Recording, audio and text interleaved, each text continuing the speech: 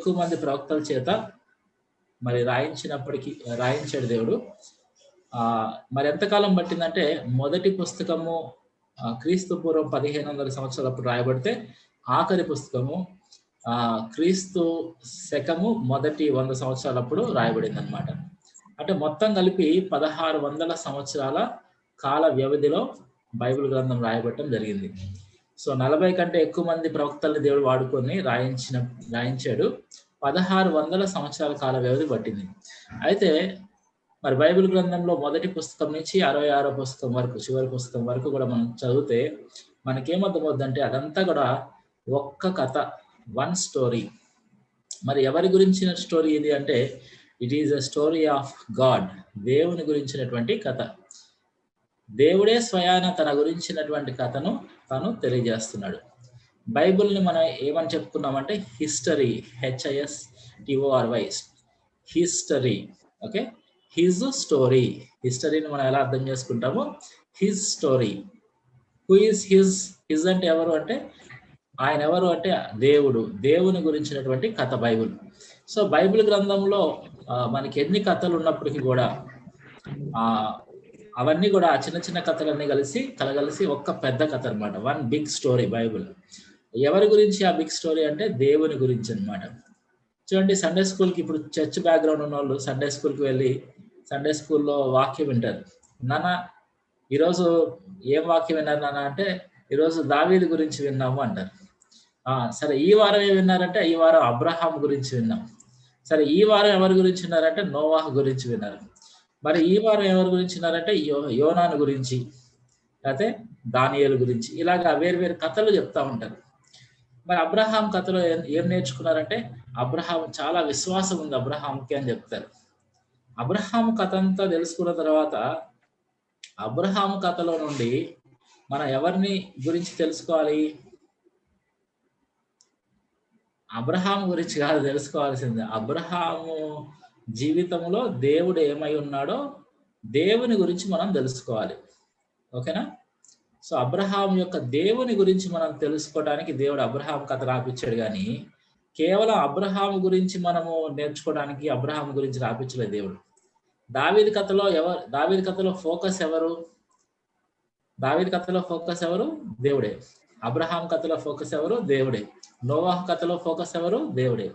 అలా బైబిల్ గ్రంథంలో ఎవరి గురించినటువంటి కథ తీసుకున్నా కూడా అన్ని కథలు కూడా దేవుడి గురించే మనకి తెలియజేస్తా ఉన్నాయి. కాబట్టి God is the focus of all the stories in the Bible. బైబిల్లో ఉన్న స్టోరీస్ అన్ని కలిపి ఒక పెద్ద స్టోరీగా మనం చెప్పుకుంటే అన్ని స్టోరీస్లో ఆ పూర్తిగా బైబిల్లో ఉన్న హోల్ స్టోరీలో ఫోకస్ ఎవరంటే దేవుడే. ఓకే, సో బైబిల్ని మనము దేవుని ఫోకస్తో చదవాలి. ప్రతిదీ చదివినప్పుడు ఇది చదివిన తర్వాత నాకు దేవుడి గురించి ఏమర్థమైంది అని మనం ప్రశ్నించుకోవాలి. అలాగ మనం చదివితే అప్పుడు దేవుడి గురించి మనం ఎన్నో విషయాలు మనం నేర్చుకుంటాం. చూడండి, దేవుడు ఆయన గురించి ఆయనే మనకు తెలియజేయాలనుకొని రాయించినటువంటి పుస్తకము బైబిల్ గ్రంథం.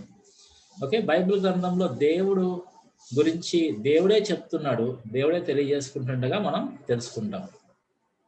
సో ఈ విషయాలు చాలా వరకు మనము ఫస్ట్ లెసన్లో నేర్చుకున్నాం. సో ఫస్ట్ లెసన్ యొక్క కొనసాగింపుగా మరికొన్ని విషయాలు మనం నేర్చుకుందాం.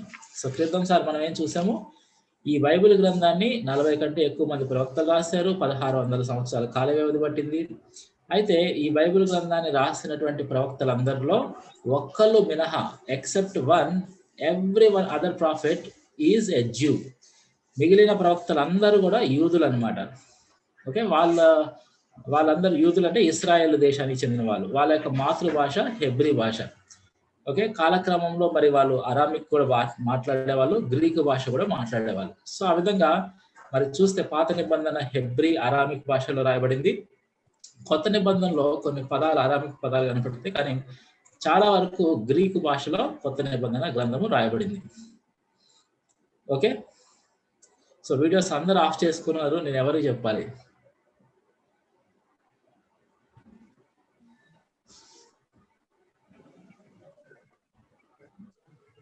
సిగ్నల్ పోయినప్పుడు ఆటోమేటిక్ గా పోతుంది అన్న. సారీ, మిగిలిన వాళ్ళు కూడా ఆన్ చేయట్లేదు.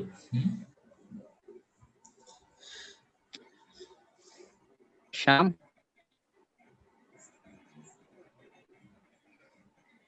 మీరు వీడియో ఆఫ్ చేస్తే నేను చెప్పడం ఆపేస్తాను. లేదన్న కాల్ శ్యామ్. అన్నయ్య ఓకే. అత్తమ్మ ఫోన్ చేశారు. నాన్న మీ వాయిస్ వినపడట్లేదు. ఓకే అన్నయ్య. ఓకే.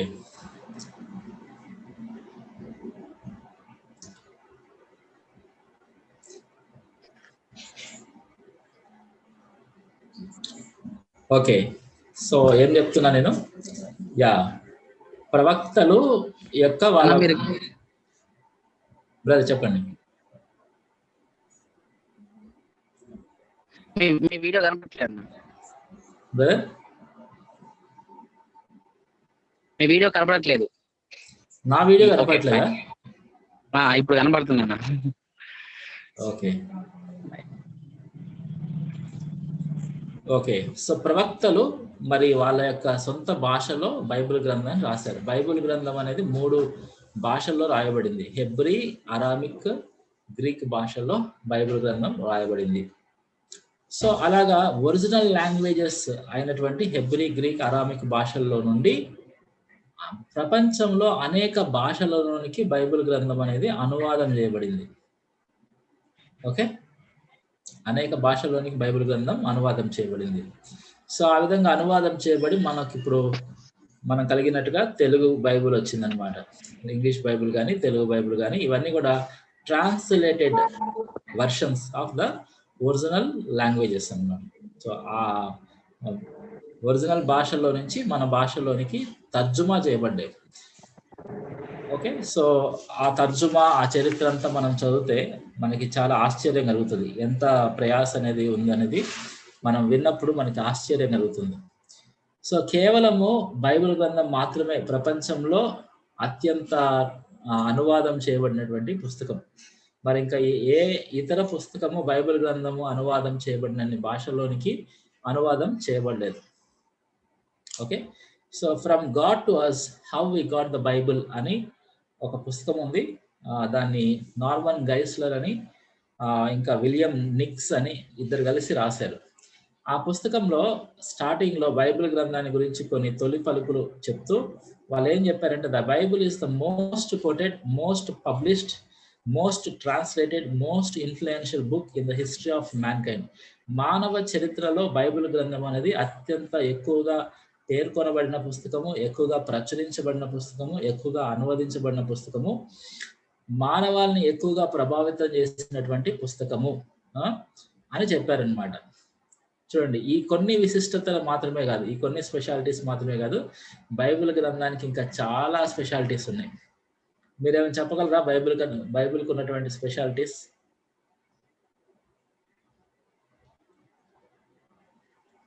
ఎక్కువ భాషల్లో అనువదించబడింది అన్న. ఓకే, అదే ఆల్రెడీ అయిపోయింది, నేను చెప్పేసాను. నేను చెప్పాలి. ఎక్కువ మందిని ప్రభావితం చేసిన బుక్ అన్న. అది కూడా నేను చెప్పేసాను. నేను చెప్పినవి కాకుండా ఇంకేమైనా ఉన్నాయా? అత్యధికంగా అమ్ముడుపోయిన పుస్తకం అన్న Bible. Okay, most best selling book కదా. సో హిస్టరీలో బైబిల్ అంత ఎక్కువగా ఏ ఇతర పుస్తకాన్ని కొనలేదు ఎవరు. అంత ఎక్కువగా అమ్ముడుపోయిన పుస్తకము బైబిల్ గ్రంథం. ఇంకా దాని యొక్క ఆపోజిట్ చెప్పండి. ఎక్కువగా ఉచితంగా ఇవ్వబడినటువంటి పంపిణీ చేయబడిన పుస్తకం కూడా బైబిలే. బైబిల్ ఇవ్వబడినంత ఫ్రీగా ఇంకా ఏ ఇతర పుస్తకము ఫ్రీగా ఇవ్వబడలేదు. Cheapest in the world. Cheapest in the world. ఇంకా ఫ్రీ అంటే ఇంకా అంతకంటే చీప్ ఇంకేముంటది? అంటే చీప్ అంటే చులకన కాదు, విలువైన పుస్తకము ఉచితంగా ఇవ్వబడింది. ఓకే, సో ఇప్పుడు బైబిల్ గ్రంథం అంత కాస్ట్లీయెస్ట్ బుక్ ఇంకోటి లేదు. బైబిల్ గ్రంథం ఇప్పుడు పాత ప్రతులు ఉన్నాయి, వాటిని కోట్లకి కొనుక్కున్నారు. ఒకటి బిల్ గేట్ కొనుక్కున్నారంటే ఇంకొకటి ఎవరో కొనుక్కున్నారంట. సో అంత బైబిల్ కి వెచ్చించినంత ఖరీదు ఇంకా ప్రపంచంలో ఇతర ఏ పుస్తకానికి కూడా వెచ్చించలేదు. బైబిల్ గ్రంథాన్ని వుడెన్ షీట్స్ మీద ప్రింట్ చేశారంట. అది ఎన్నో వందల ఫీట్ల హైట్ లో ఉంటుంది. అంటే అతి పెద్ద పుస్తకంగా బైబిల్ గ్రంథం ప్రింట్ చేయబడింది. చాలా చిన్న చిప్, మైక్రో చిప్ లో కూడా బైబిల్ని ఉంచారు. సో సూక్ష్మమైన పుస్తకము, అతి పెద్దదైన పుస్తకము, ఇలా బోల్డ్ అన్ని స్పెషాలిటీస్ బైబిల్ కలిగి ఉంది. ఎక్కువ costliest book, cheapest book, freely distributed book, ఇంకా ఎక్కువగా ప్రింట్ చేయబడిన పుస్తకము, ఇంకా ఇంకొన్ని స్పెషాలిటీస్ చెప్తా వినండి. బైబిల్ గ్రంథము ప్రేమించబడిన విధంగా ఇంకా ఏ ఇతర పుస్తకము ప్రేమించబడలేదు. బైబిల్ గ్రంథము ద్వేషించబడినంతగా ఇంకా ఏ ఇతర పుస్తకము ద్వేషించబడలేదు. Most loved book, most hated book. Bible గ్రంథానికి ఉన్నన్ని అంతమంది ప్రేమికులు ఇంకా మిగతా ఏ పుస్తకానికి కూడా లేరు. బైబిల్ గ్రంథానికి ఉన్నటువంటి శత్రువులు, దాన్ని ద్వేషించే వాళ్ళు బైబిల్ గ్రంథానికి ఉన్నట్టుగా మరి ఇంకా ఏ ఇతర పుస్తకానికి లేరు. Most scrutinised book. బైబిల్ గ్రంథంలో ఉన్న విషయాలు వాస్తవమా కాదా అని అత్యంత పరిశీలనకు గురైనటువంటి పుస్తకం ఇది. పరిశీలనలు చేశారనమాట. ఓకే, ఈ పుస్తకం మీద జరిగిన పరిశీలనలు, అంటే అది నిజమా కాదా అని నిరూపించుకోవడానికి జరిగిన పరిశీలనలు ఇంకా ఏ ఇతర పుస్తకం మీద జరగలేదు. ఓకే, ఇంకా ఏం చెప్పొచ్చు? బైబిల్ గ్రంథం కొరకు చేయబడినటువంటి ప్రాణత్యాగాలు ఇంకా మిగతా ఏ పుస్తకం కొరకు కూడా ప్రాణత్యాగాలు చేయలేదు అంతగా. ఓకే, సో ఇలా చెప్పుకుంటూ పోతే బోల్డ్ అని ఉన్నాయి స్పెషాలిటీస్. సో బైబిల్ మొట్టమొదటిగా ప్రింట్ చేయబడిన పుస్తకం బైబిల్. ఓకే, సో ఆ విధంగా ఎన్నో స్పెషాలిటీస్ బైబిల్ గురించి మనం చెప్పొచ్చు. ఎందుకు ఇంతగా స్పెషల్? నాకు తెలిసిన ఒక స్నేహితుడు ఉన్నాడు, ఆయన పేరు వసంత్ దొలై. హైదరాబాద్లో ఉంటాడు, సాఫ్ట్వేర్ ఉద్యోగం చేసుకుంటూ సైమల్టేనియస్గా పాస్టర్గా కూడా తన ఇంట్లో సంఘాన్ని నడిపిస్తున్నాడు. ఆయన వాస్తవానికి వైజాగ్లో నాస్తిక సంఘానికి అధ్యక్షుడైన ఆయన కొడుకు అనమాట. ఇతను కూడా, మా ఫ్రెండ్ కూడా నాస్తికుడే. ఇతనికి చాలా మంది పాస్టర్లు సువార్త చెప్పారు. సువార్త చెప్తుంటే ఇతను వాళ్ళని ఎక్కిరిచ్చేవాడు అనమాట. అయితే ఒక పాస్టర్ చాలా తెలివిగా ఏం చేశాడంటే, నాయన ఇగో ఈ బైబిల్ గ్రంథం చదువు బాబు అని చెప్పి బైబిల్ గ్రంథం అతనికి చేతికి ఇచ్చాడంట. ఇస్తే ఈ పాస్టర్లకి ఇలా చెప్తే కాదు, వీళ్ళని బాగా ఆడుకోవాలి నేను, వీళ్ళు ఇచ్చిన బైబిల్ చదివి దీంట్లో ఉన్న తప్పులన్నీ ఎతికి పాస్టర్ని ఆడుకోవాలని చెప్పేసి బైబిల్లో తప్పులు వెతకడానికి బైబిల్ చదవటం మొదలుపెట్టాడు. మీకు ఇంట్రెస్టింగ్ అనిపించే విషయం ఏంటో తెలుసా? బైబిల్ చదువుతూ బైబిల్లో తప్పులు పట్టుకోవాలనుకున్నటువంటి ఆయనకి ఎదురైనటువంటి అనుభవం ఏంటంటే, బైబిలే ఈయన తప్పులు పట్టుకుంటుంది. అరే, నా తప్పులను నాకు అర్థమవుతున్నాయే ఇది చదువుతుంటే అని భలే విచిత్రంగా అనిపించింది దానికి. ఇంకా చదువుతా ఉంటే ఆయన యొక్క స్థితి తనకు అర్థమవుతుంది. అరే, నేను ఇంత చెడిపోయిన వాడినా అని అర్థమవుతుంది. చూడండి, బైబిల్ గ్రంథం ఎట్లాంటిదంటే it's a living book. It speaks, మాట్లాడేటువంటి పుస్తకం. ఏ పుస్తకం చదివినా ఆ పుస్తకం అంతా మాట్లాడుతుంది, లేకపోతే మనల్ని టచ్ చేస్తుంది అనిపించకపోవచ్చు, కానీ బైబిల్ గ్రంథం చదివితే మన బైబిల్ గ్రంథం మనల్నితో మాట్లాడిద్ది, మనల్ని ఒప్పిస్తుంది, మన స్థితిని మనకి తెలియజేస్తుంది. ఆ అనుభవం కలిగిన వాడు అరే ఇదేదో భలేగుందే పుస్తకం అని చెప్పేసి ఇంకా చదువుతూ ఉన్నాడు అనమాట. చదువుతూ యేసు ప్రభు గురించి తెలుసుకున్నాడు. యేసు ప్రభు ఈయన మామూలు వ్యక్తి కాదు అసలుకి, ఏ మనిషి కూడా ఇలా జీవించి ఉండకపోవచ్చు, ఇతను ఇంత అద్భుతంగా జీవించాడని ఆశ్చర్యపోయాడు. ఒక మంచి వ్యక్తి అనుకున్నాడు. కాలక్రమంలో యేసు ప్రభు దేవుడని తెలుసుకున్నాడు, నమ్ముకున్నాడు, తన పాప స్థితిని ఒప్పుకున్నాడు. దేవుడు ఎదుట యేసు ప్రభువుని ప్రభువుగా రక్షకుగా అంగీకరించి ఇప్పుడు ఆయన రక్షించబడటం మాత్రం కాదు, సేవకుడు అయిపోయాడు. సో నాస్తిక సంఘం అధ్యక్షుడి కొడుకు ఇప్పుడు ఏమైపోయాడు? బైబిల్ని ఒకసారి విమర్శించినటువంటి నాస్తికుడు ఏమైపోయాడు? ఇప్పుడు నాస్తికుడు కాస్త దేవుని యొక్క సేవకుడు అయిపోయాడు. చూడండి, బైబిల్ గ్రంథం ఏం చేసింది? అతని జీవితాన్ని మార్చేసింది.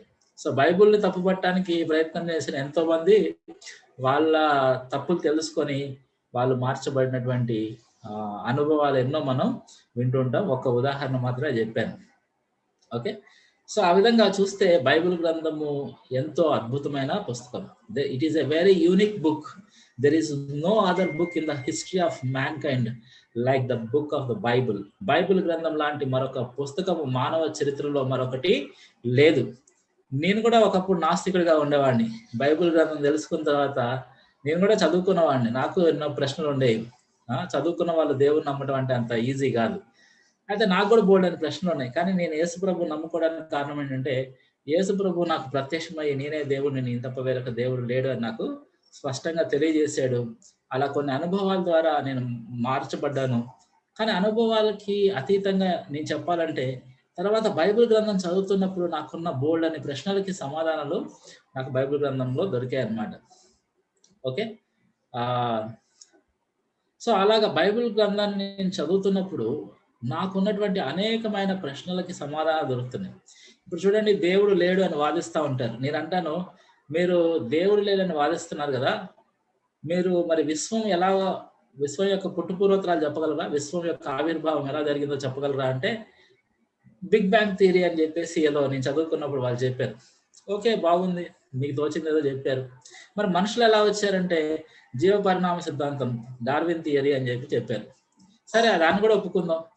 అదే మీరు ఏం చేయాలంటే బైబిల్ ఎలా వచ్చిందో చెప్పాలి. విశ్వం ఎలా వచ్చిందో చెప్పిన వాళ్ళు, మానవుడు ఎలా వచ్చాడో చెప్పిన వాళ్ళు, బైబిల్ ఎలా వచ్చిందో బైబిల్ ఎక్స్ప్లెయిన్ చేయండి. ఎందుకు బైబిల్కి ఇంత ప్రత్యేకత ఉంది? బైబిల్ గ్రంథం ఎలాగా ఇంతమంది జీవితాల్ని మార్చేసింది? ఇంతమంది క్రూరులను, ఇంతమంది నరహంతకులను, ఇంతమంది వ్యభిచారులను, ఇంతమంది దొంగలను, ఇంతమంది దుష్టులను, సమాజం భరించలేక తలకాయ నొప్పితో ఉన్నటువంటి అనేకులను బైబిల్ గ్రంథం ఎలా మార్చిందో నాకు ఎక్స్ప్లెయిన్ చేయండి. మీరు బిగ్ బ్యాంగ్ థియరీ అంటున్నారు కదా, విశ్వం యొక్క ఆవిర్భావాన్ని గురించి, మానవులు ఎలా వచ్చారో జీవం గురించి వివరించడం అంటే జీవం యొక్క ఆవిర్భావాన్ని గురించి, జీవ పరిణామ సిద్ధాంతం చెప్పారు కదా, అలా బైబిల్ గ్రంథాన్ని వివరించండి. ఎందుకు ఇన్ని ప్రత్యేకతలు ఉన్నాయి? ప్రపంచంలో ఎన్నో గ్రంథాలు ఉండగా బ్రదర్, అంటే అది కూడా ఎవరో రాస్తున్నారు. అదే అందుకనే నేను చెప్తున్నా కదా, ఫస్ట్ లెసన్ వినాలి. ఫస్ట్ లెసన్ వినదా చెప్తున్నా నేను మీకు, ఫస్ట్ లెసన్ చెప్పిందా చెప్తున్నా. మీకు అదొక ఉదాహరణ తీసుకొని చెప్పాను. ఒకరోజు ఒక స్కూల్లో ఒక క్లాస్ చెందినటువంటి 10 మంది పిల్లలు 1 గంటలో రాయమంటే ఒక కథ రాయలేకపోయారు. 1600 సంవత్సరాల కాల వ్యవధిలో 40 కంటే ఎక్కువ మంది ఒకరికొకరు పరిచయం లేని వాళ్ళు ఒక్క స్టోరీ ఎలా రాశారు? అందుకే నేను అంటున్నా, ఎక్స్ప్లెయిన్, నాకు ఖచ్చితంగా వివరించండి ఎలా వచ్చింది బైబుల్. ఇంత అద్భుతమైనటువంటి లక్షణాలు బైబిల్ గ్రంథానికి ఎలా వచ్చినాయో మీరు వివరించాలి నాకు. దేవుడు లేడు అని వాదించే వాళ్ళు, tell me, answer me this question. Bible గ్రంథాన్ని గురించి నాకు ఎక్స్ప్లెయిన్ చేయండి. ఇప్పుడు ఎవరు ఏది పడితే అది చెప్తే మనం ఒప్పుకోవాలి కదా. It should be A reasonable thing, reasonable explanation కదా. వాళ్ళు ఏది పడితే అది చెప్తే మనం ఒప్పుకోము. అది సమంజసంగా అనిపించేటువంటి వివరణ ఇవ్వాలి వాళ్ళు. ఇప్పుడు నేను మీకు ఇంతకుముందు చెప్పినట్టుగా చాలా మంది ఏం చేశారు, బైబిల్ గ్రంథాన్ని మార్చారు అని చెప్పేసి చెప్పారు. అంటే ఎన్నో నిందలు వేస్తుంటారు. ఆ నిందలు వేయటం ఏముంది, ఎవరైనా నిందలు వేయచ్చు, కానీ నిందలు నిరూపణ అవ్వాలి, రుజువు చేయాలి కదా. నిందలు వేసిన వాళ్ళు, ఎవరైతే నిందించారో వాళ్ళు రుజువు చేయాలి. ఇప్పుడు నేను నా ఫ్రెండ్ సలీం పాషా అని నా చిన్నప్పుడు క్లాస్మేట్ ఉన్నాడు. తనకి యేసు ప్రభు గురించి చెప్పి బైబిల్ గురించి చెప్తే వాడు నన్ను ఏమని అడిగాడంటే, బైబిల్ గ్రంథాన్ని మార్చి రాశారు తెలుసా అన్నాడు. నాకు బాగా నవ్వొచ్చింది వాడు ఆ స్టేట్మెంట్ చెప్పినప్పుడు. నేను అన్నాను, నువ్వు చెప్పింది నేను నమ్మటం పక్కన పెట్టు, నువ్వు చెప్పింది నువ్వు నమ్మాలి కదా. అర్థమవుతుందా? నువ్వు చెప్పింది నువ్వు నమ్మాలి ఫస్ట్, తర్వాత నన్ను నమ్మాలని ఎక్స్పెక్ట్ చేయి. నువ్వు నమ్మాలంటే నీకు తెలుసా బైబిల్ గ్రంథాన్ని మార్చారని తెలుసా? కొన్ని ప్రశ్నలు అడుగుతా, నీకు నువ్వు ఆలోచించుకో. ఎవరు మార్చారు? నెంబర్ 1, బైబిల్ గ్రంథాన్ని మార్చి రాశారంటున్నారు కదా, ఎవరు మార్చారు చెప్పు నాకు. ఎప్పుడు మార్చారు? ఎవరు మార్చారో చెప్పలేవు, ఎప్పుడు మార్చారో చెప్పలేవు, ఎక్కడ మార్చారు, ఈ మార్పు చేర్పులు ఎక్కడ జరిగినాయి, ఏ ప్లేస్ లో మార్చారు. మార్చబడకుండా ఉన్నప్పుడు పుస్తకానికి, మార్చిన పుస్తకానికి వ్యత్యాసం నీకు చూసావా ఎప్పుడైనా? చూడలేదు. ఉట్టిగా నోరుంది కదా అని చెప్పి ఏ మాట పడితే ఆ మాట అనొచ్చు, కానీ అన్న మాటని నిరూపణ చేయాలి కదా కదా. నిందలు అయితే ఈజీ, చాలా వేయచ్చు, నిందలు రుజువు చేయాలి ఫస్ట్. బైబిల్ గ్రంథాన్ని అలాగా మనుషులే రాశారు కదా, అట్లా కదా, ఇట్లా కదా అంటే ఓకే, మనుషులు రాస్తే ఇంకా పెద్ద అద్భుతం అది కదా. భగవంతుడి గురించి బైబిల్ గ్రంథంలో వర్ణించబడిన వర్ణన ఏ మానవ జ్ఞానానికి సరిపోదు. అంత సరిపోని మానవ జ్ఞానాన్ని సరిపోని విషయాలు మానవులే రాశారంటే అది మహా అద్భుతం కదా. బైబిల్ గ్రంథము భవిష్యత్తు గురించి అనేక విషయాలు ప్రవచనాత్మకంగా చెప్పింది. అది చరిత్రలో రుజువైంది. ఇప్పుడు 21st సెంచరీలో 21వ శతాబ్దంలో మానవుడికి ఉన్నటువంటి జ్ఞానం, టెక్నాలజీ అంతా ఉపయోగించి వాతావరణాన్ని చెప్పమనండి. కరోనా వైరస్ వస్తుందని ఎవరైనా చెప్పగలిగారా 21st సెంచరీ ఆర్టిఫిషియల్ ఇంటెలిజెన్స్ టెక్నాలజీస్తో? ఇంత టెక్నాలజీ ఉంచుకొని కరోనా వైరస్ వస్తుందని ముందుగా ఎందుకు చెప్పలేకపోయారు మానవులు? సో మానవుడికి భవిష్యత్తు తెలియదు అని, అది జగమెరిగిన సత్యం. భవిష్యత్తును స్పష్టంగా ఖచ్చితంగా ఎవరు చెప్పలేరు అనే విషయం అందరికీ తెలుసు. బైబిల్ గ్రంథం మరి ఎన్నో విషయాలు జరగక మునిపే వందల వేల సంవత్సరాలకు ముందే ప్రవక్తల ద్వారా ప్రవచనాత్మకంగా చెప్పబడటం జరిగింది. అవి చరిత్రలో రుజువు అవటం కూడా జరిగింది. ఇది ఎలా సాధ్యము అనే ప్రశ్నకి సమాధానం చెప్పండి. బైబిల్ గ్రంథం ఎలాగ చెప్పగలిగింది? ఎన్ని ప్రవచనాలు ఎలా చెప్పగలిగింది? ఒక యేసు ప్రభువు గురించి ప్రవచనాలే 367 పైగా ఉన్నాయంట ప్రవచనాలు. అవన్నీ ఒక వ్యక్తి గురించి ఎలా చెప్పబడ్డాయి, ఎలా జరిగినాయి? అది మానవ జ్ఞానానికి సాధ్యపడేది కాదు. అందుకే ప్రవక్తలందరూ కూడా ప్రవచించినప్పుడు యెహోవా ఇలాగూ సెలవిచ్చుచున్నాడు, thus saith the Lord, యెహోవా ఇలాగూ సెలవిచ్చుచున్నాడని చెప్పారు. కాబట్టి వాళ్ళు ఏం చెప్తున్నారంటే, మేము చెప్పట్లే ఈ విషయాలు, మా సొంత జ్ఞానంతో మేము చెప్పట్లేదు, దేవుని జ్ఞానంతో దేవుడు చెప్పిన విషయాలు మేము చెప్తున్నామని ఆయన పేరిట చెప్పారు. వాళ్ళు చెప్పి అన్ని వాళ్ళ సొంతకం పెట్టలే. వాళ్ళు దేవుడు చెప్పాడని, దేవుడు చెప్పాడు అనే సొంతకం పెట్టారు. వాళ్ళు ఇప్పుడు వాళ్ళ సొంత పేరిట చెప్పలేదు, దేవుడి పేరిట వాళ్ళు చెప్పారు. సో ఆ విధంగా యాక్చువల్గా అవన్నీ కూడా అపాలజెటిక్స్ అనే సబ్జెక్ట్లో మనం డీల్ చేయొచ్చు. ప్రతి ప్రశ్నకి ఏ విధంగా సమాధానం ఇవ్వాలనేది అపాలజెటిక్స్ అనే ప్రశ్న సబ్జెక్ట్లో మనం డీల్ చేయొచ్చు. నా దగ్గర బోల్డ్ అనే ప్రూఫ్స్ ఉన్నాయి. మీరు ఓపిక్గా తిరిగ్గా ప్రశ్నలు అడుగుతాము మేము, మీరు చెప్పండి అంటే అది లెసన్స్ రూపంలో కాకుండా ప్రశ్నోత్తరాల రూపంలో మనం తర్వాత చూద్దాం. సో నేను ఇప్పుడు ప్రస్తుతం యాజ్ ఆఫ్ నౌ నేను చెప్పేది ఏంటంటే, బైబిల్ అనే దాన్ని గురించి మనం ఆలోచిస్తే this is a very unique book. ఇది ఎంతో ప్రత్యేకత కలిగినటువంటి పుస్తకము. ప్రపంచంలో ఇంకా మిగిలిన ఏ పుస్తకానికి కూడా ఇంతటి ప్రత్యేకత కానీ ఇట్లాంటి హోదా కానీ లేదు. కేవలం దేవుని చేత రచించబడిన ఏకైక పుస్తకము బైబిల్ గ్రంథం. ఓకే, చూడండి, ఇంకా మనం చాలా విషయాలు చెప్పుకోబోతున్నాం. బైబిల్ గ్రంథం ఎప్పుడు కూడా చరిత్రను విభేదించదు. Bible does not conflict with other historical records. నా దగ్గర ఒక బుక్ ఉంది. ఈ బుక్ పేరు ఏంటంటే వరల్డ్ హిస్టరీ, ప్రపంచ చరిత్ర. ఓకే, కనపడుతుంది అందరికి? కనపడుతుందా? ఓకే, సో వరల్డ్ హిస్టరీ అందరికి క్లియర్ కనపడుతుందా? Written by Krishnareddy. చూడండి, ఫర్ సివిల్ సర్వీసెస్ ఎగ్జామినేషన్స్. ఒకవేళ సివిల్ సర్వీసెస్ ఎగ్జామ్స్ రాస్తున్నట్లయితే ఖచ్చితంగా వరల్డ్ హిస్టరీ అనే బుక్ ఖచ్చితంగా చదవాలి. ఈ వరల్డ్ హిస్టరీలో ఉన్న విషయాలు చెప్తున్నా చూడండి. బైబిల్ గ్రంథంలో ఉన్న విషయాలు ఎక్కడ దొరుకుతాయి తెలుసా మీకు? చాలా వరకు వరల్డ్ హిస్టరీలో దొరుకుతాయి. ఇక్కడ మీకు చూపిస్తాను. ఇది ఫోటోగ్రాఫ్ తీసి మీకు రేపు స్క్రీన్ షాట్ పెడతాను. కనపడుతుందా ఇక్కడ? ఇక్కడ ఈ పేరు చదవండి.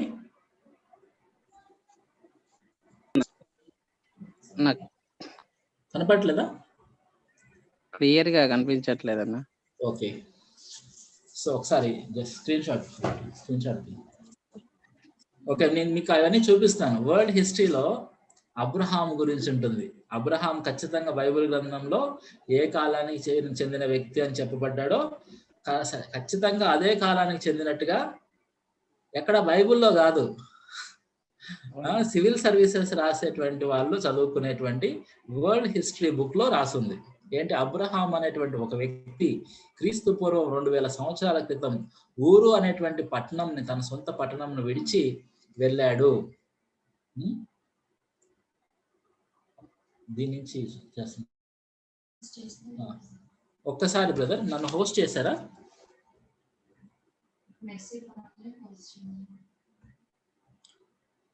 నాకు పంపిస్తారు. వద్దులే. నా షేర్ చేయొచ్చు మీరు. మర్సీ పాల్ అనే దాన్ని అనేది కూడా పోస్ట్ చేయండి బ్రదర్. మర్సీ పాల్ అనే పేరున్నది కూడా హోస్ట్ చేయండి, హోస్ట్ చేయండి. అయిపోయింది.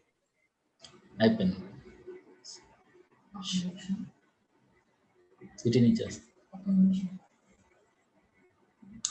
ఓకే. సో అవన్నీ మీకు చూపిస్తాం యాక్చువల్గా. సో మీరు వరల్డ్ హిస్టరీలో చూస్తే అబ్రహాము గురించి మీరు చదువుతారు, మోషే ఇశ్రాయేలీయులను ఐగుప్తులో నుంచి బయటికి తీసుకొచ్చాడు అనేటువంటి విషయాలు మీరు చదువుతారు.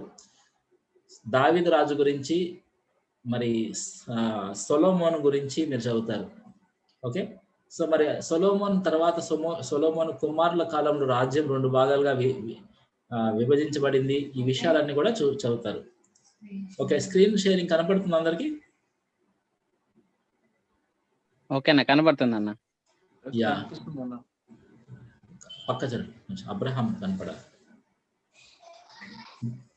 కనపడిందా? అబ్రహాం ఇక్కడ ఓకే అన్న.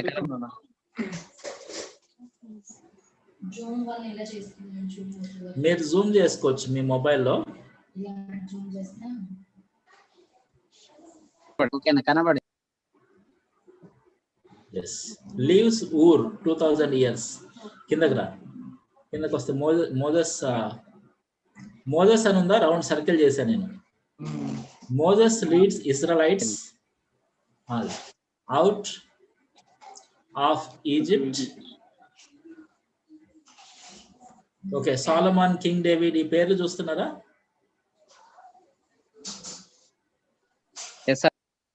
ఓకే. సో యాక్చువల్గా ఇవి అన్ని కూడా నేను స్క్రీన్ షాట్స్ తీసి మీకు పంపిస్తాను, లేకపోతే కుదిరితే నెక్స్ట్ క్లాస్లో మీకు ఇవన్నీ కూడా నేను చూపిస్తాను.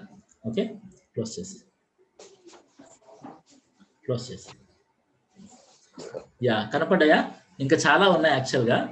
సో అవన్నీ మీరు చూస్తే మీరు ఆశ్చర్యపోతారు. బైబిల్ గ్రంథంలో ఏదైతే చెప్పబడ్డాయో అది యాక్చువల్ హిస్టరీ.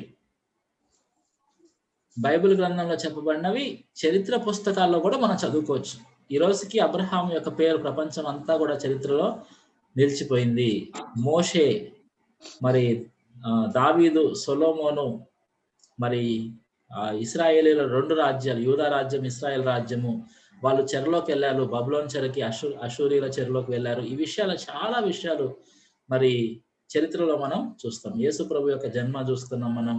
యేసు ప్రభు కాలంలో రోమేయులు ఇశ్రాయేల్ దేశాన్ని పరిపాలించడము, యేసు ప్రభు కాలానికి ముందు రోమేయులు పరిపాలించక మునుపు మరి గ్రీకులు, పారసీకులు, మాదీయ పారసీకులు పరిపాలించారు. ఇవి బైబిల్లో ఏదైతే మనం చూస్తామో చరిత్రగా, అది ఎగ్జాక్ట్ గా చరిత్ర సెక్యులర్ హిస్టరీలో కూడా మనం చదవగలుగుతాం.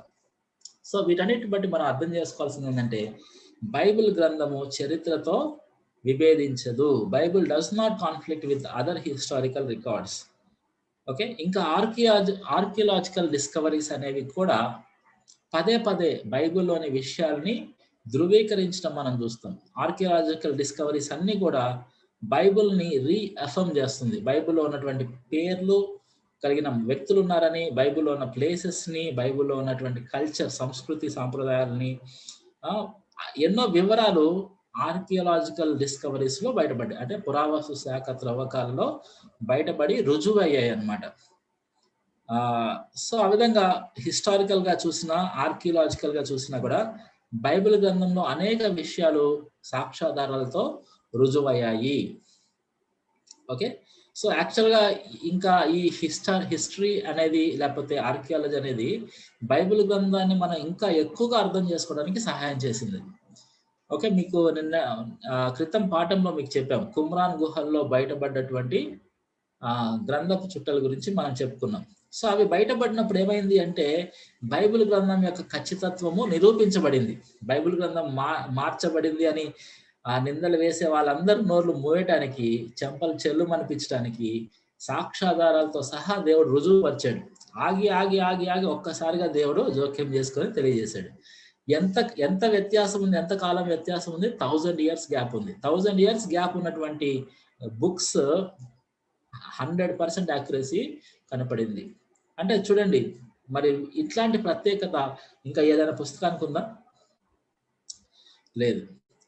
ఇంకొక విషయం చెప్తాను, మీరు ఆలోచన చేయండి. Bible has withstood the test of time. కాల పరీక్షకు నిలిచి నెగ్గినటువంటి పుస్తకము బైబిల్ గ్రంథం. మీరు చూస్తే నేను కూడా ఆలోచిస్తూ ఉంటాను నేను. ఇప్పుడు చిన్నప్పుడు కోతి నుంచి మనిషి వచ్చాడని చెప్పేసి చెప్తుంటారు కదా, ఈ సిద్ధాంతం జీవ పరిణామ సిద్ధాంతం, డార్విన్ థియరీ. మీరు కొంచెం చదువుకొని ఉంటే మీకు చాలా విషయాలు అర్థమవుతాయి. ఓకే, సో ఈ సిద్ధాంతాన్ని ప్రతిపాదించిన చార్లెస్ డార్విన్ అనే ఆయన ఏ శతాబ్దానికి చెందిన వ్యక్తో తెలుసా? 1900వ శతాబ్దము, అంటే 19వ శతాబ్దం, 1900 సంవత్సరాలు అప్పుడు ఉన్నాడు. He comes in 20th century, 1800s లో వ్యక్తి, 19th centuryకి చెందిన వ్యక్తి. ఓకే, సో ఈ చార్లెస్ డార్విన్ అని ఆయన ఎవరు అనుకుంటున్నారు? మాస్టర్ ఆఫ్ డివినిటీ, బిబ్లికల్ థియాలజీలో మాస్టర్ ఆఫ్ డివినిటీ చదివాడు ఆయన. వాళ్ళ నాన్నగారు పాస్టర్ గారు, ఇతను కూడా పాస్టర్ అవ్వడానికి పట్టా పుచ్చుకున్నాడు ఆయన. అంత చదివి ఆయన బయాలజీ మీద వాటి మీద మక్కువ ఎక్కువయ్యి అటువైపు వెళ్ళిపోయి ఫాజల్స్ అవన్నీ స్టడీ చేసి ఆయనంతా సొంత జ్ఞానంతో, సొంత ఇంటర్ప్రిటేషన్స్తో ఒక సిద్ధాంతాన్ని ప్రతిపాదించాడు తప్ప అది నిరూపణ కాలే. అది జీవ పరిణామ సిద్ధాంతం, డార్విన్ థియరీ అంటే అది. అర్థమవుతుందా? సో ఈ డార్విన్ థియరీలో డార్విన్ ఏం చెప్తున్నాడు అంటే జీవము పరిణామము చెందింది అని చెప్తున్నాడు. ఆ విధంగా చెప్పడానికి అతనికి ఆలోచన ఎక్కడి నుంచి వచ్చిందో తెలుసా మీకు? మీరు చూస్తే ఇప్పుడు వరల్డ్ మ్యాప్ తెలుసా మీకు? మీరందరూ చదువుకున్న వాళ్ళు కదా, వరల్డ్ మ్యాప్ తెలుసా? వరల్డ్ మ్యాప్ చూస్తే ఎన్ని ఖండాలు, ఎన్ని కాంటినెంట్స్ కనబడతాయి మనకి భూమి మీద?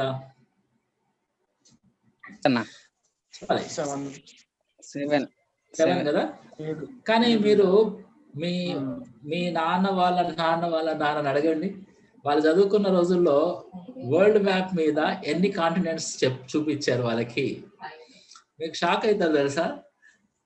3 కాంటినెంట్స్ చూపించారు. అంటే ఒకప్పుడు జ్ఞానం అది, ఇప్పుడు జ్ఞానం ఇది. ఫస్ట్ 3 కాంటినెంట్స్ మాత్రమే ఉండేవి భూమి మీద. ఫస్ట్ ఒకటే కాంటినెంట్, తర్వాత 3 కాంటినెంట్స్ అయినాయి, తర్వాత 5 కాంటినెంట్స్ అయినాయి, తర్వాత ఇప్పుడు 7 కాంటినెంట్స్ అంటున్నారు. అంటే మానవుడి యొక్క జ్ఞానము పెరిగే కొద్దీ, అంటే పరిణామం చెందే కొద్దీ, పెరిగే కొద్దీ మానవుడు ఏం చేస్తున్నాడంటే అప్పుడున్న జ్ఞానము నాకు అది, ఇప్పుడున్న జ్ఞానం ఇది, కాబట్టి అప్పుడున్న జ్ఞానాన్ని వదిలేసి వాడికి జ్ఞానం పరిణామం చెందింది కాబట్టి, పరిణామ క్రమంలో వాడి జ్ఞానం పెరిగింది కాబట్టి ఆ జ్ఞానాన్ని అనుసరిస్తూ ఆ మ్యాప్ మాడిఫై చేసుకుంటూ ఉన్నాడు.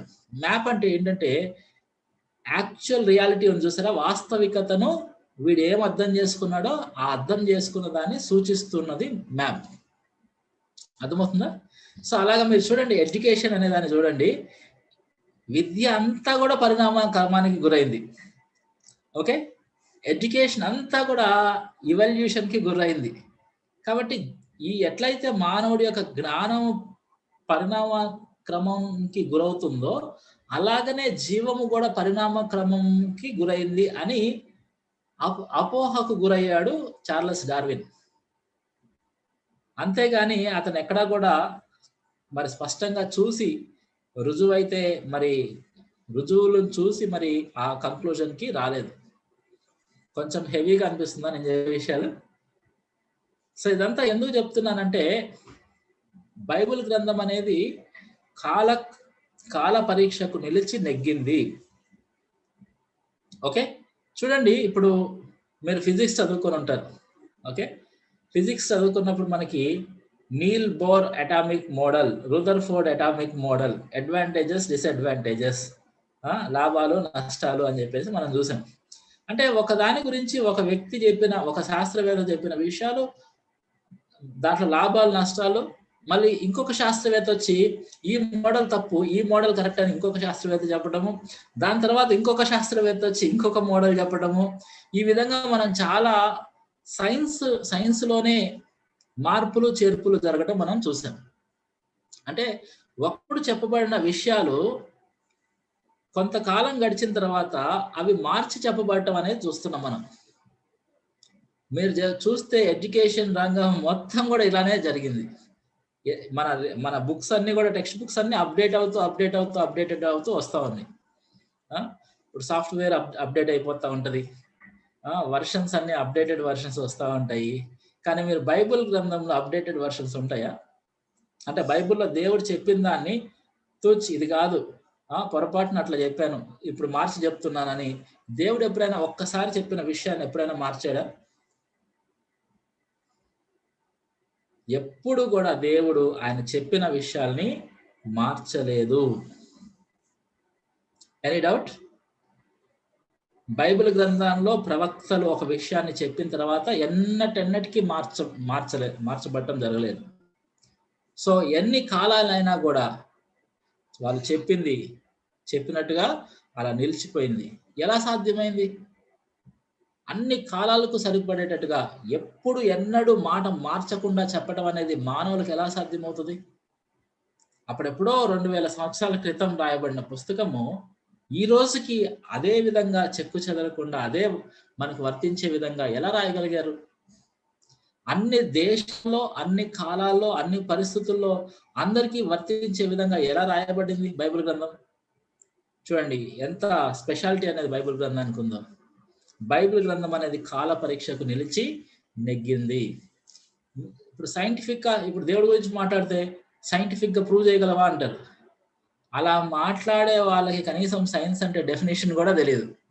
మీరు ఎవరైనా సైంటిఫిక్ అని మాట్లాడారు అనుకోండి, మీరు ఎక్స్క్యూజ్ మీ సార్, మీరు సైన్స్ అంటే ఒకసారి డెఫినేషన్ చెప్పండి అంటే మీకు 8th క్లాస్ టెక్స్ట్ బుక్ లో కూడా దొరికింది సైన్స్ అంటే డెఫినేషన్. వాళ్ళకి 8th క్లాస్ లెవెల్ లేదని మీరు అర్థం చేసుకోవచ్చు. డిఫైన్ సైన్స్ అంటే మీరు వాళ్ళ ఆన్సర్ చెప్పగలరో లేదో చూడండి. నేను నా బస్సుల్లో కానీ ట్రైన్లో కానీ అటు ఇటు వెళ్తుంటా కదా, దేవుడి గురించి మాట్లాడితే సైంటిఫిక్ అన్న వాళ్ళందరికీ నేను ఒక్క ప్రశ్నతో నోరు మోపిస్తా. సైన్స్ ని నిర్వచించగలరా? సైంటిఫిక్ అని అసలు సైన్స్ అంటే ఏంటో నువ్వు నిర్వచించు ఫస్ట్, ఆ తర్వాత నేను సైంటిఫిక్ గా బోల్డ్ అంతా చెప్తాను నీకు. I'm a science student. కాబట్టి సైంటిఫిక్ అంటారు. చూడండి, మీరు స్కూల్లో చదువుకునేటప్పుడు మ్యాథ్స్ ఎగ్జామ్ రోజు తెలుగు పేపర్ ఇస్తారా ఎవరైనా? హిందీ ఎగ్జామ్ రోజు సైన్స్ పేపర్ ఇస్తారు ఎవడైనా? తలకాయ ఉన్నాడు ఎవడు ఆ పని చేయడు. మ్యాథ్స్ ఎగ్జామ్ రోజు మ్యాథ్స్ ప్రశ్నలు ఇస్తారు, అంటే క్వశ్చన్ పేపర్ లో ప్రశ్నలు ఏ సబ్జెక్ట్ ఎగ్జామ్ అప్పుడు ఆ సబ్జెక్ట్ పరిధిలో ఉన్న ప్రశ్నల్ని అడుగుతారు. ఇప్పుడు దేవుడు అనే ఆయన ఏ సబ్జెక్టు సంబంధించిన వ్యక్తి? సైన్స్ కు సంబంధించిన వ్యక్తి. సైన్స్ అంటేనే భౌతికమైనది, భౌతికమైన పరిధులు కలిగింది. దేవుడు భౌతికమైన వాడు కాదు. అంటే ఏ సబ్జెక్టు ప్రశ్నలు ఏ సబ్జెక్టులు అడగాలో కూడా తెలియని జ్ఞానంతో మహాజ్ఞానులుగా విర్రవేగుతూ ఉంటారు అన్నమాట చాలా మంది. సో నేనేం చెప్తున్నానంటే బైబిల్ గ్రంథం ఒక్కటే కాల పరీక్షకు నిలిచి నెగ్గింది. మిగతా ఏ సబ్జెక్ట్స్ అయినా కూడా అన్ని పరిణామ క్రమానికి గురైనాయి, కానీ బైబిల్ గ్రంథం ఎప్పుడు పరిణామము చెందలేదు. సో పాత నిబంధన కొత్త నిబంధన మార్చారు కదా అండి అని కొంతమంది మేధావులు అడుగుతూ ఉంటారు. నిబంధనలను దేవుడు మార్చలేదు. నిబంధన ఇశ్రాయేలుతో చేసిన నిబంధన ఇశ్రాయేలుతో చేశాడు. కొత్త నిబంధన యేసు ప్రభు ద్వారా మానవాళితో చేసిన నిబంధన అలాగే ఉంది. ఎవరితో ఏ అగ్రిమెంట్ చేశాడో ఆ అగ్రిమెంట్ ప్రకారం మానవులతో దేవుడు వ్యవహరిస్తా ఉన్నాడు. ఓకే, సో దానికి పెద్ద ఎక్స్ప్లెనేషన్ ఇవ్వాల్సి వస్తుంది. సో బైబిల్ గ్రంథం ఎప్పుడు ఏ విషయం కూడా మార్చబడలేదు.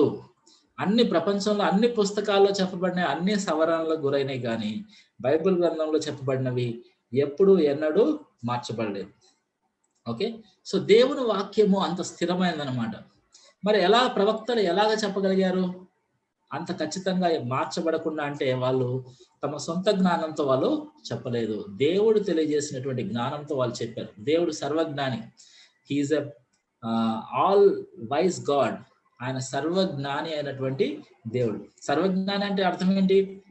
ఆయన ఒక మాట చెప్పాడంటే పూర్తిగా 1కి 10 సార్లు ఆలోచించుకొని చెప్పుంటాడు. ఇంకా ఒకసారి ఆయన మాట చెప్పిన తర్వాత ఇంకా మార్చాల్సిన అవసరము దేవునికి లేదు. మనం అంత సర్వజ్ఞానులం కాదు కనుక మానవులు ఏం చేస్తారు, ఒక మాట చెప్తే ఖచ్చితంగా మార్చేటువంటి అవకాశం ఉంటుంది. కానీ దేవుడు సర్వజ్ఞాని కనుక ఆయన చెప్పిన తర్వాత అది మార్చాల్సిన అవసరము ఉండనే ఉండదు. సో ఆ ప్రత్యేకతను కూడా దేవుడి వాక్యానికి మనము చూస్తున్నాం.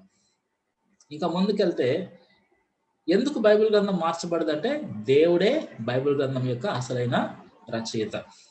ఓకే, ఒకసారి చదువుదాం. కీర్తనల గ్రంథము 119వ కీర్తన 29వ వచనం.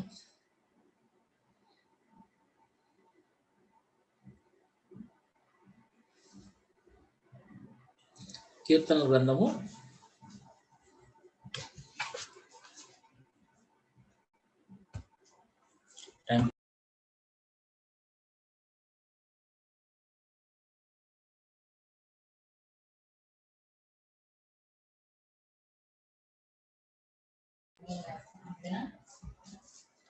కీర్తనలో 119:89.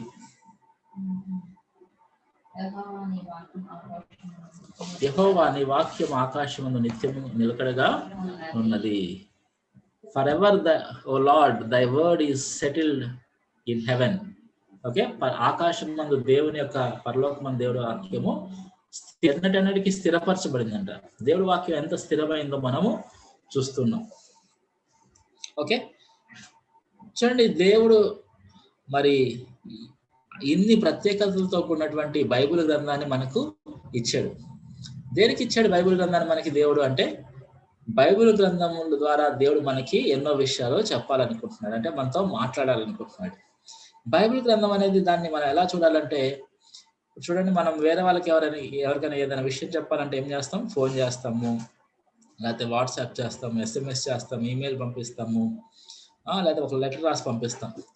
ఎవరికైనా ఏదైనా చెప్పాలంటే మనము ఈ మాధ్యమాన్ని వాడుకుని చెప్తాం కదా.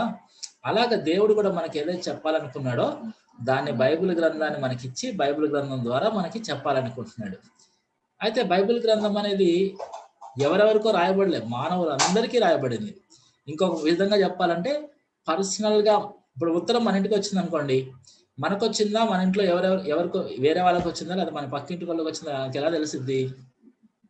ఆ ఉత్తరం మీద ఎవరి పేరుంటే వాళ్ళకి రాయబడింది కదా. So to whom ever it is addressed, for them it is return. కానీ బైబిల్ గ్రంథం ఎవరి కొరకు రాయబడిందంటే మనం ఇట్లా తీసుకోవాలి, పర్సనల్ గా తీసుకోవాలి. బైబిల్ గ్రంథంలో విషయాలు దేవుడు నా కొరకు రాసి ఇచ్చాడు, నాతో మాట్లాడాలనుకుంటున్నాడు దేవుడు. సో మన లెసన్స్ ని బిగిన్ చేసుకునేటప్పుడు ఫస్ట్ పాయింట్ మనం అందరూ అర్థం చేసుకోవాల్సింది ఏంటంటే, దేవుడు మాట్లాడేవాడు ఎవరితో మాట్లాడాలనుకుంటున్నాడు? నీతోనే మాట్లాడాలనుకుంటున్నాడు. ఓకే, సో నాతో మాట్లాడాలనుకుంటున్నాడు. ప్రతి ఒక్కరం కూడా దేవుడు నాతో మాట్లాడాలనుకుంటున్నాడు, నేను దేవుడు నాతో మాట్లాడితే నేను ఆయన మాట వినాలనుకుంటున్నాను అని మనము వినాలన్నమాట. బైబిల్ విషయాలు వినేటప్పుడు మీ దగ్గర బైబిల్స్ ఉన్నాయా? అందరి దగ్గర మీరు బైబిల్ తీసి చదువుతున్నప్పుడు ఎలా చదవాలంటే, మీ ఇంటికి మీ పేరు మీద ఉత్తరం వస్తే, అరే నాకు ఎవరు రాశారు ఉత్తరము? నాకు రాశారా? నాకేం చెప్పాలనుకుంటున్నారని మీరు ఏం చేస్తారు? ఉత్తరం వస్తే ఏం చేస్తారు? తీసుకెళ్లి బీరువాలో పెడతారా? ఒక వారం రోజులు ఏం చేస్తారు? ఉత్తరం వస్తే తొందరగా ఓపెన్ చేసి చదువుతాం, వెంటనే ఓపెన్ చేసి చదవాలనుకుంటున్నాం కదా. ఆలస్యం చేయాలనుకో మనం.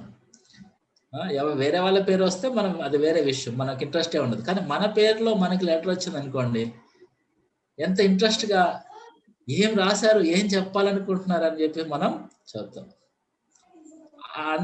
ఆ ఉదాహరణకి మీ పేరు మీద ఉత్తరం అనేది చీఫ్ మినిస్టరో, ప్రైమ్ మినిస్టరో, ప్రెసిడెంటో, లేకపోతే అమెరికా ప్రెసిడెంట్ రాశాడు అనుకోండి మీకు ఉత్తరం, మీరు అప్పుడు ఎట్లా చదువుతారు? అమెరికా ప్రెసిడెంట్ ఏం రాసి ఉంటాడు దాంట్లో, తర్వాత చూద్దాంలే, నేను చాలా బిజీగా ఉన్నాను, పక్కన పెట్టేస్తాం. మనకు రాసిన వాళ్ళు ఎవరో, వాళ్ళు ఎంత గొప్ప వాళ్ళో మనకు తెలిస్తే ఇంకెక్కువ ఇంట్రెస్ట్ ఉంటుంది కదా. ఎక్కువ ఇంట్రెస్ట్గా, ఎక్కువ తొందరగా మనం చదివి తెలుసుకోవాలనుకుంటాం. అలా చూడండి బైబిల్ గ్రంథాన్ని. బైబిల్ గ్రంథాన్ని ఎవరు రాశారో తెలుసా? మీకోసము బైబిల్ గ్రంథాన్ని ఎవరు రాశారు? ఈ సర్వ సృష్టిని సృష్టించినటువంటి సృష్టికర్త అయిన దేవుడు మీకు ఎన్నో విషయాలు చెప్పడానికి బైబిల్ గ్రంథాన్ని మీకోసం రాసి పంపించాడు. మీరు మీ చేతిలో కలిగి ఉన్న బైబిల్ గ్రంథం, సృష్టికర్త అయిన దేవుడు నీకు ఎన్నో విషయాలు చెప్పాలని ఆ బైబిల్ గ్రంథాన్ని నీకు ఇచ్చాడు. ఓకే, సో మరి ఆ బైబిల్ గ్రంథంలో ఏం చెప్తాడు దేవుడు అంటే, నెంబర్ 1, దేవుడు తన గురించి తాను చెప్తాడు. చూడండి, దేవుడి గురించి మనకి చాలా విషయాలు తెలియదు. ఎవరు చెప్తే రైట్? మోహనన్ చెప్తే రైటా? నేను చెప్తే రైటా? ఎవరు చెప్తే రైట్? దేవుడు చెప్తేనే రైట్. దేవుడి విషయాలు దేవుడే స్వయంగా తన గురించి తాను మనకి బైబిల్ గ్రంథం ద్వారా తెలియజేస్తున్నాడు. ఓకే, ఇంకా అనుమానం అవసరం లేదు మనకి.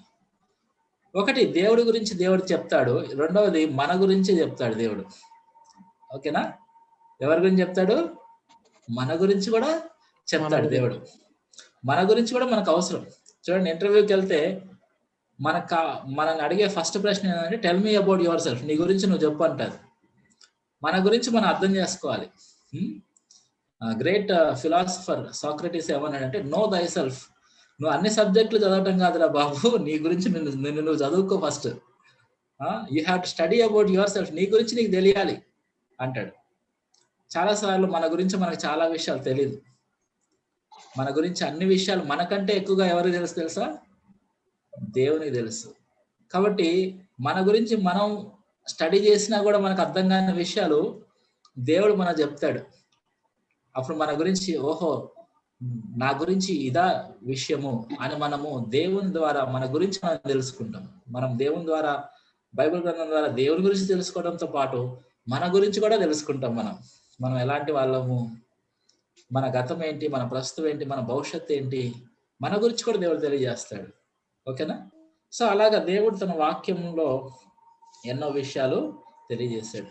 మన ఈ జీవితం చాలాసార్లు స్టూడెంట్స్ కి ఎస్పెషల్లీ వచ్చే క్వశ్చన్స్ ఏంటంటే, అసలు ఈ చదువు ఎవరు కానీ పెట్టాడు రా బాబు, వాడెవడో దొరికితే అసలు వాడిని కుమ్మేయాలనుకుంటారు, వాడిని కింద పడేసి కొట్టాలనుకుంటారు. సో అట్లాంటి ప్రశ్నలకు కూడా సమాధానాలు ఉంటాయి. అసలు జీవితం ఏంటి, ఎందుకు బ్రతుకుతున్నాను, ఎందుకు పుట్టాను, ఇన్ని మతాలు కులాలు ఏంటి, ఇంతమంది మానవులు ఏంటి, ఇన్ని అభిప్రాయాలు ఏంటి, చనిపోయిన తర్వాత మనిషి ఎక్కడికి వెళ్తున్నాడు, ఇట్లా ప్రాక్టికల్ గా ఎన్నో ప్రశ్నలకి సమాధానాలను దేవుడు మనకి తన వాక్యంలో అధికారంతో చెప్తాడు. ఎవరు చెప్తే రైట్?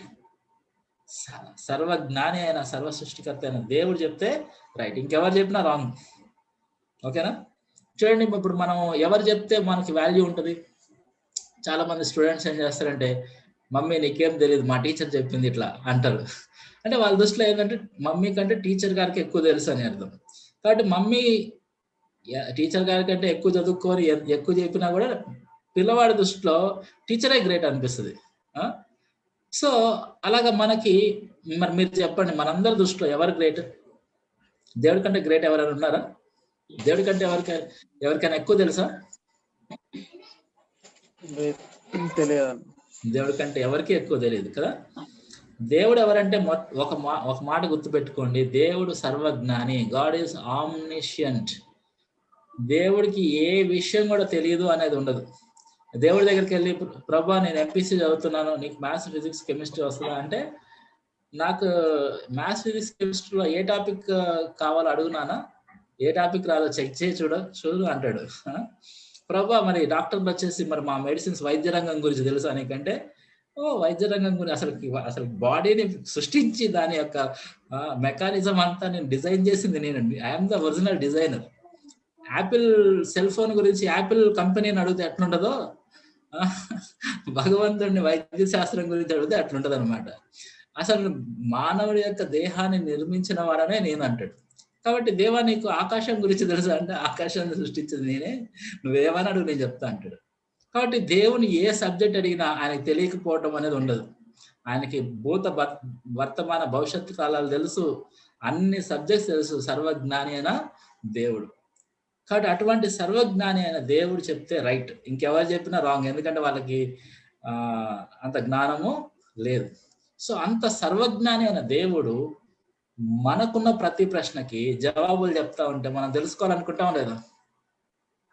మన ఊరికే ఒక జీనియస్ మ్యాన్ వచ్చాడు అనుకుందాం, వరల్డ్ టాప్ ఇంటెలిజెంట్ మ్యాన్ వచ్చాడు అనుకుందాం, ఫ్రీ సెమినార్ జరుగుతుంది, మనకి ఎలాంటి క్వశ్చన్స్ ఉన్న ఆన్సర్స్ చెప్తా అంటే మనం ఎంత ఇంట్రెస్ట్గా ఉత్సుకతతో వెళ్తాం మనం అక్కడికి కదా, వెళ్ళి తెలుసుకోవాలనుకుంటాం. మనకు కూడా అవకాశం ఉంది క్వశ్చన్ అండ్ ఆన్సర్ సెషన్లో, మనం ఖచ్చితంగా పోయి మైక్ తీసుకొని క్వశ్చన్స్ అడుగుతాం కూడా. సో అట్లాంటిది మరి దేవుడు అంతటా ఆయన మన ప్రతి ప్రశ్నకి సమాధానం చెప్పాలని, మన జీవితానికి మనకు అర్థం చెప్పాలని, మనకి ఎన్నో విషయాలు తెలియజేయాలని మరి మన కొరకు బైబిల్ గ్రంథాన్ని రాయిస్తే మనం బైబిల్ గ్రంథాన్ని నిర్లక్ష్యం చేయొచ్చా? బైబిల్ గ్రంథాన్ని చదవకుండా, ఒక ఉత్తరాన్ని చదవకుండా అక్కడ పెడతామా? అలా బైబిల్ గ్రంథాన్ని చదవకుండా వదిలేయచ్చా? వెంటనే తీసి చదువుతాం కదా. సో నాకు కూడా ఇంటర్మీడియట్ ఫస్ట్ ఇయర్లో ఉన్నప్పుడు యేసుప్రభుని తెలుసుకున్నా నేను. అప్పుడు మా మమ్మీ, అప్పుడు నేను ఒక చర్చ్కి వెళ్తే వాళ్ళు కొత్త నిబంధన ఇచ్చారు నాకు. ఆ కొత్త నిబంధన గ్రంథం ఏంటో కూడా నాకు తెలియదు సరిగ్గా.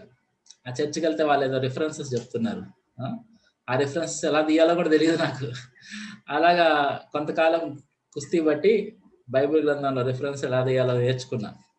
తర్వాత కొన్ని రిఫరెన్సెస్ చెప్తున్నారు, అవన్నీ కూడా పాత నిబంధన గ్రంథంలో ఉన్నాయి. నా దగ్గర ఏమో కొత్త నిబంధన మాత్రమే ఉంది.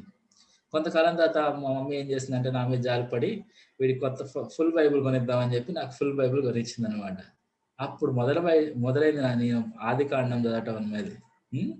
ఆది కాండం గ్రంథం తీసి మొదటి అధ్యాయం చదువుతుంటే ఎన్ని విషయాలు ఉన్నాయంటే నేను ఏడ్చేసా ఆ రోజు. ఎందుకంటే నాకు ఎన్నో ప్రశ్నలు ఉండేవి. ఆ ప్రశ్నలకి సమాధానం నాకు ఆ రోజు ఆ బైబిల్ గ్రంథంలో ఆది కాండం మొదటి అధ్యాయం చదువుతా ఉంటే తెలిసింది. ఈ రోజుకి నాకు చాలా ఫేవరెట్ పుస్తకం ఆది కాండం, ఎస్పెషల్లీ ఫస్ట్ అధ్యాయం. ఓకే, మీకు కూడా బైబిల్ గ్రంథంలో ఫస్ట్ పుస్తకం ఆది కాండం ఫస్ట్ అధ్యాయం ఎంత ఇంట్రెస్టింగ్గా ఉంటుందో మీరు ముందున్న లెసన్స్లో మీరు వింటారు. ఓకే, సో నాకున్న అనేకమైన క్వశ్చన్స్కి ఆన్సర్స్ అక్కడ దొరకగానే నా హృదయం అసలుకి ఆనందంతో నిండి పొంగి పొర్లి ఇక డాన్స్ వేసినంత పని అయిందన్నమాట. ఎంత ఆనందం! నాకున్నటువంటి ప్రశ్నలకి సమాధానం దొరికినాయి. నేను నాస్తికుల మధ్యలో తిరిగేవాడు అనమాట. వాళ్ళందరికీ తెలిసింది నేను యేసు ప్రభు నమ్ముకున్నానని. రే తిలక్ యేసు ప్రభు నమ్ముకున్నాడంట అని చెప్పేసి వాళ్ళందరూ ఒకరి తర్వాత ఒకరు మా ఇంటికి రావడం మొదలు పెట్టారు. వచ్చి నువ్వు యేసు ప్రభు నమ్ముకున్నావు అంట కదా అని అడుగుతుండే వాళ్ళని. నేనన్నా అవును, నేను యేసు ప్రభు నమ్ముకున్నా, ఇక బైబిల్ చదువుతా ఉన్నా. నేను నాకున్న అనేకమైన క్వశ్చన్స్కి బైబిల్ గ్రంథం ఆన్సర్స్ చెప్తుంది. ఆ క్వశ్చన్స్కి మీరు ఇప్పటికైనా చెప్పగలరా? Do you have answers for my questions? Bible గ్రంథం ఒక్క పుస్తకంలో నా ప్రశ్నలన్నిటికీ సమాధానం నాకు దొరుకుతున్నాయి. మీరు తీసుకురండి ఒక పుస్తకం, నా ప్రశ్నలన్నిటికీ సమాధానాలు చెప్పే బుక్ తీసుకుని, బుక్ ఆఫ్ ఆన్సర్స్ తీసుకురండి, ఎక్కడున్నాయో. కానీ బైబిల్ గ్రంథం నాకున్నటువంటి జీవితాన్ని గురించినటువంటి ప్రతి సమాధానం నాకు చెప్పింది. ఓకే, సో ఈ పుస్తకం నాకు ఆన్సర్ చేసినంత విధంగా నాకు ఇంకా ఏ పుస్తకం ప్రపంచంలో నాకు ఆ క్వశ్చన్స్కి ఆన్సర్ చేయలేదు. అందుకే నాకు బైబిల్ గ్రంథం అనేది చాలా ఇంపార్టెంట్ బుక్ నా జీవితానికి. దిస్ బుక్, బైబిల్ గ్రంథం, నాకు అత్యంత ప్రాముఖ్యమైన, అత్యంత అవసరమైన, అత్యంత ప్రియమైన, అత్యంత ఇష్టమైన పుస్తకం. ఓకే, మీరు ఈ లెసన్స్ వినండి, మీకు ఎన్నో విషయాలు దేవుడు తెలియజేస్తాడు. మీరు కూడా ఒకరోజు ఇదే మాట చెప్తారు, Bible is the most important book for me అని మీరు కూడా చెప్తారు. ఇది మీకు నేను చేసే ఛాలెంజ్, నాకంటే ఎక్కువగా దేవుడు చేసే ఛాలెంజ్. బైబిల్ గ్రంథం అనేది మీరు చదవండి, చదివిన తర్వాత మీకే చాలా విషయాలు అర్థమవుతాయి. ఓకే, సో బైబిల్ గ్రంథంలోని విషయాలే మనం ఈ లెసన్స్లో మనం చూడబోతా ఉన్నాం. ఓకే, సో ఒక ఉత్తరం మన ఇంటికి వస్తే మనం బాగా బిజీగా ఉన్నాం అనుకోండి, మనము మన ఇంట్లో అట్లా పెట్టామనుకోండి, మన మైండ్లో ఏముంటుంది? నాకు ఉత్తరం వచ్చింది, ఆ ఉత్తరంలో ఏముందో నేను చదవాలి. మనం బిజీలో ఉండి కూడా మనం దాని గురించి ఆలోచన చేస్తూ ఉంటాం. మనకి కొంచెం సమయం వచ్చినా ఏం చేస్తాం? వచ్చి ఆ ఉత్తరం తీసి చదువుతానికి ప్రయత్నం చేస్తాం. అలా చూడండి, దేవుడు మీకు ఎన్నో విషయాలు చెప్పాలనుకుంటున్నాడు బైబిల్ గ్రంథం ద్వారా. అలాగా మరి దేవుని అడగండి, దేవుడా నువ్వు నాతో మాట్లాడాలనుకుంటున్నావా? నాకు నీ గురించి నాకు తెలియజేయాలనుకుంటున్నావా? నా గురించి కూడా నువ్వు తెలియజేయాలనుకుంటున్నావా? నాకున్న ప్రశ్నలకి సమాధానాలు చెప్పాలనుకుంటున్నావా? అయితే నేను చదువుతాను అని బైబిల్ గ్రంథం తీసి చదవండి, మీకు బోల్డ్ అని ఆన్సర్స్ మీరు దాంట్లో చూస్తారు. ఓకేనా? సో దట్స్ ఫర్ టుడే, ఈరోజుకి. సో ఈ విషయాలతో మనం ముగించుకుందాం. అంటే చాలా విషయాలు ఉన్నాయి, చాలా రోజులు ఉన్నాయి. డే ఆఫ్టర్ డే, ప్రతిరోజు, రోజు వెంబడి రోజు మనము కొంచెంగా దేవుడు మనకి ఏం చెప్పాలనుకున్నాడో తెలుసుకుందాం. ఓకేనా?